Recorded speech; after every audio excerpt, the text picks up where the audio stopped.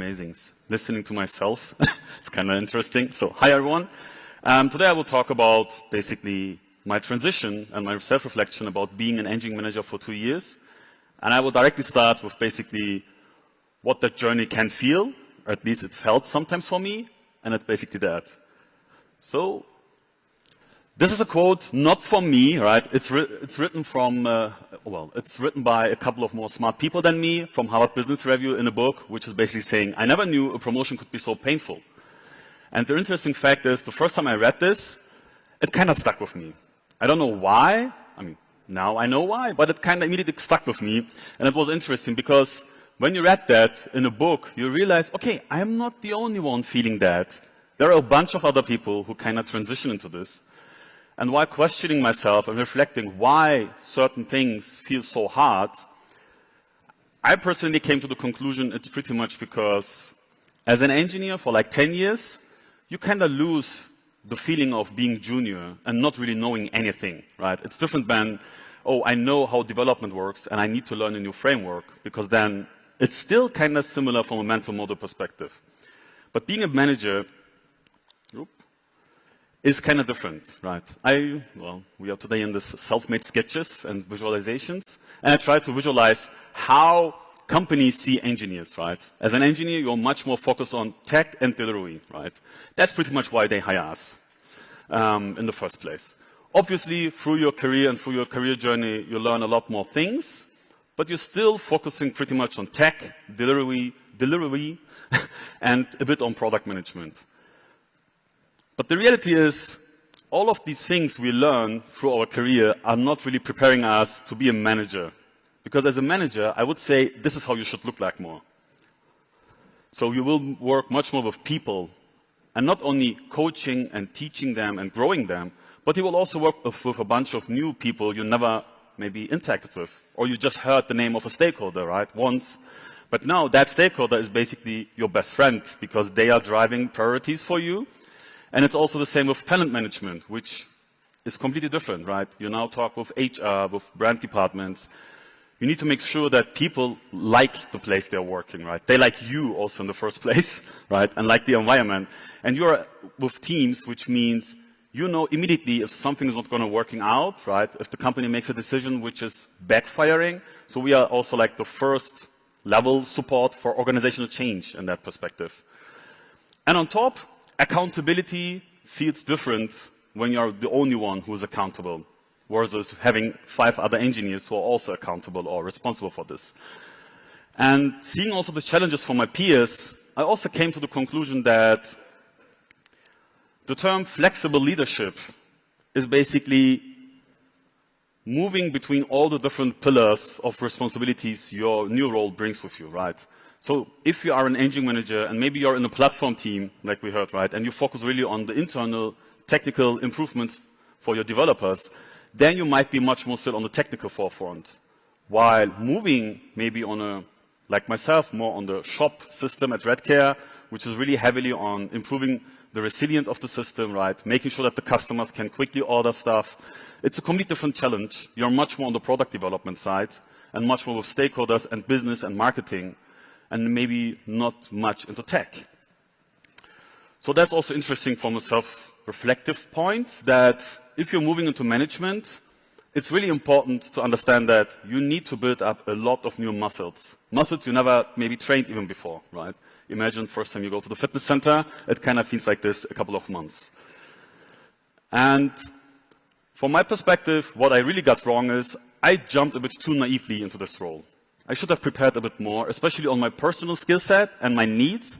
And that's definitely one of the recommendations I have for everyone who is maybe transitioning now, an interim manager, or you're a staff engineer and you want to go into management, or all the other possibilities you have to go into leadership. Make sure that your employer has the ability to invest into you, right? Because that's important. We already heard this today from Alison, I think, right? It's really important. The coaching, the mentoring, but also the environment should allow you to fail, right? You will make a lot of decisions, and you will make a lot of bad decisions. Or at least, let's say not bad decisions, it's more like you will have some bad outcomes, right? Because it's independent from each other. Moving on. That's me again, right? Hi again, I'm Ferit. I put the slide on purpose, not because to show you who I am, but it's interesting that when you read through this, you will not read engineering or tech, right? Because the second big change you're now undergoing is you're not an individual contributor anymore, and you're also not a maker anymore. You're now a manager. And from the first day, I immediately realized, okay, what that means, right? And what that means is your calendar is changing, right? And I tried to visualize it, right? That's my visualization skills. And think of the left side more of like, okay, that's your flow time, right? We are optimizing engineers to flow and have deep thinking and solve problems. While managers, not so much, right? It's up to you to really find the spots to think deeply about the problems you have and also how to solve them, or most of the time also how to delegate to the right person who can support you. But even when you see this, I don't think you really get the picture here, because the real picture is you need to zoom out, right? I just can't zoom out much, right? I could. So while maybe as an engineer you complain having 5 meetings per week, well, you now have 5 meetings per day, right? And cascade this to 5 days, 4 weeks, right? You have hundreds of meetings just in 1 quarter, with a lot of projects, a lot of dependencies. And like I said, we are not ready for this when we start this journey, right?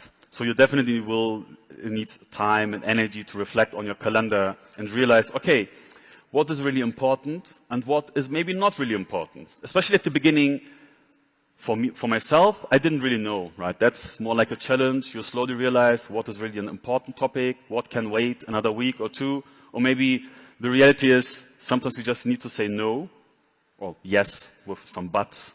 That's always the classical techniques they are teaching you.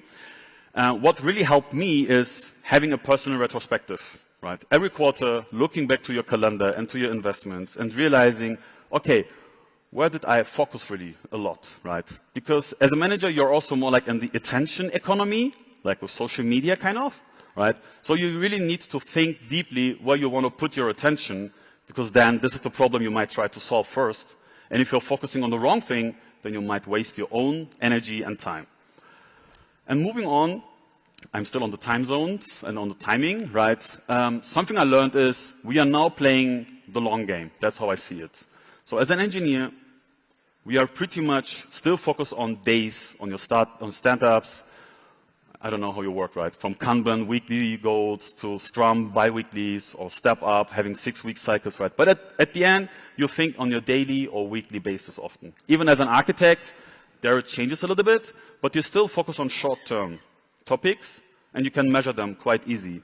But as a manager, you're moving towards the strategical objectives and moving towards long-term goals you have to kind of fulfill, right? One example I read from the book of Gene Kim with DevOps was that American Airlines wanted to move to DevOps as a way of working, and it took them 3 years.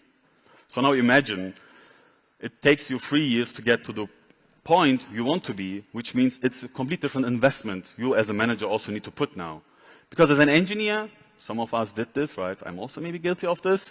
We job hop quite a lot, right? But in your career as a manager, you can't really do this easily anymore.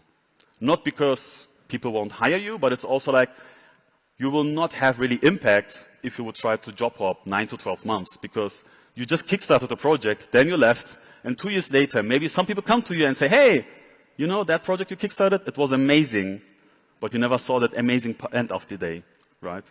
So, I'm already finishing, right? You all want to have some coffee, I'm sure. So concluding this, right? I had 3 things, right? First, assess your own skills. Know your gaps, know where your strengths are and your weaknesses, and make sure that people are committed to support you in your growth, especially from your employer perspective. Second, be super strict with your calendar and your attention. Sounds easier than it is, because especially when you also have kids and work-life balance, right? Everything kicks in and you have to be really brutal, and my recommendation is plan your months ahead, right? Not days or weeks, think in months, maybe even a quarter. And the third thing is, like I said, you're now playing the long game. Be aware of this, because now you're moving into this new growth phase, and it's a long-term journey which will take you years, maybe a decade. And last but not least, and then I'm also done, is something which helped me a lot, which is completely separate from this, is like get yourself a circle of trust, right? Or I renamed them to be my growth committee, right? Your partner, maybe ex-colleagues, maybe ex-managers, you still have friends, and I think one of them is even here today. I will catch him up later. And this really helps a lot, because this way, sometimes you can vent out, and sometimes you can just say, hey, I have this problem, but I don't know how I should solve it. Can you give me a different perspective? And these people will help you get all these different perspectives. Thanks, everyone.